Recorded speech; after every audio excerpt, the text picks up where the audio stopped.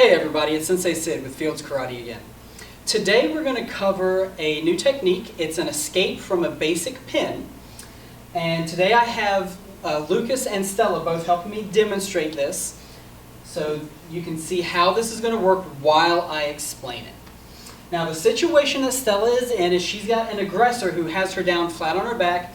He's leaned over her, straddling her in what's in the grappling world is known as a mount. And he's pinning both of her hands to the ground in a very aggressive posture. Now, the way Stella is going to get out of this, it takes a couple of steps that have to move pretty fluently, so you have to practice this a number of times to get good at it. And once you do, it moves pretty fast. The first thing Stella's going to do is make sure that her feet are flat on the floor, and she's going to pull her feet in as close to her butt as she can. The next part of this, she's going to do two moves at the same time. The first, she's going to do what's called a bridge. She's going to take her hip and she's going to push straight up. Show them how that's going to work, Stella, slowly. She's going to bridge up, and that's going to push Lucas's body weight forward toward his head. Okay, relax. At the same time, she's going to make a kind of a backwards windmill motion with her hands. And that's going to remove the base that he has on his hands where Lucas can support his weight. She's going to remove that. And so when she does this, just do a quick demonstration of that, Stella. Boom. See how Lucas's head dropped down? Because he can't support his weight anymore. Okay, come back to position. When she does these two things at the same time, she's going to bridge and move her hands. Typically one of two things will happen. Either Lucas is going to let go of her hands to catch himself, and that's going to free up Stella's hands to use them to fight. Or Lucas is going to try to hang on, and he's going to face plant over Stella's head.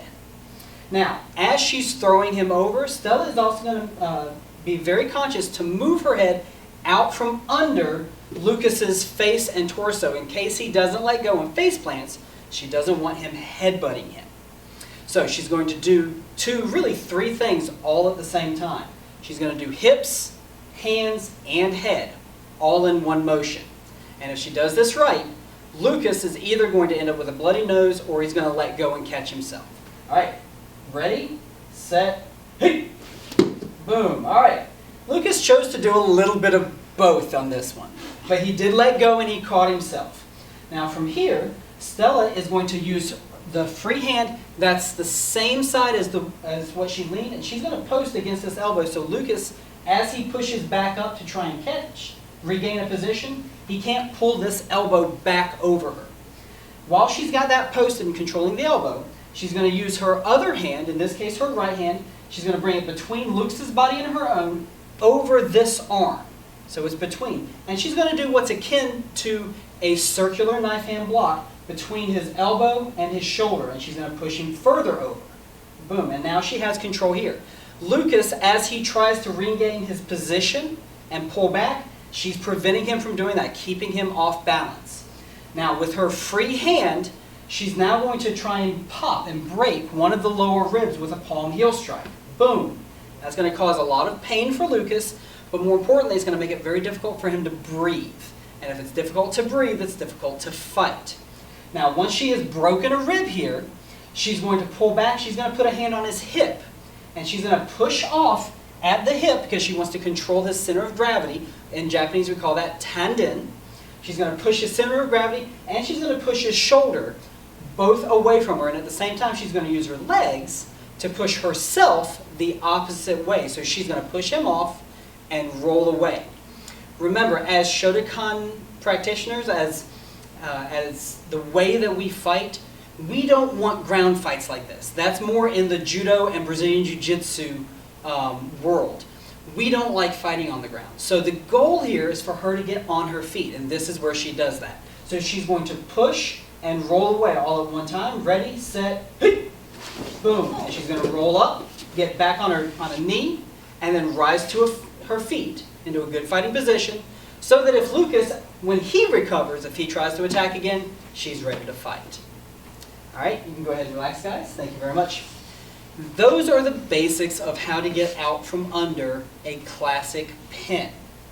Now, I want them to go ahead and reset. Yoi, And they're going to demonstrate this a little bit faster. We walk through it step by step. But now, as soon as I say go, Stella's going to do the entire thing all at one time to show you how fast this can be and really how fast it needs to be. If you take too long in any one part, you're going to start losing an advantage and you end up staying in a ground fight. And like I said, the way we train, we don't like a ground fight. We want to be up where we can punch, kick, knee, and elbow.